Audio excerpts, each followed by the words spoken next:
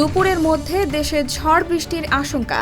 আজ বুধবার দুপুর 1টা পর্যন্ত দেশের অভ্যন্তরীণ নদী বন্দরগুলোর জন্য আবহাওয়ার পূর্বাভাসে জানানো হয়, দেশের 6টি অঞ্চলের ওপর দিয়ে দুপুরের মধ্যে অস্থায়ীভাবে দমকা বা ঝোড়ো হাওয়া সহ বৃষ্টি বা বজ্রসহ বৃষ্টি হতে পারে। পূর্বাভাসে আরও বলা হয়েছে, ময়মনসিংহ, কুমিল্লা, নোয়াখালী, চট্টগ্রাম, কক্সবাজার এবং সিলেট অঞ্চলের ওপর দিয়ে দক্ষিণ দক্ষিণ পশ্চিম দিক থেকে ঘণ্টায় 45 থেকে 60 কিলোমিটার বেগে অস্থায়ীভাবে দমকা বা ঝোড়ো হাওয়া সহ বৃষ্টি বা বজ্রসহ বৃষ্টি হতে পারে। এসব এলাকায় নদীবন্দরকে 1 নম্বর সতর্ক সংকেত দেখাতে বলা হয়েছে।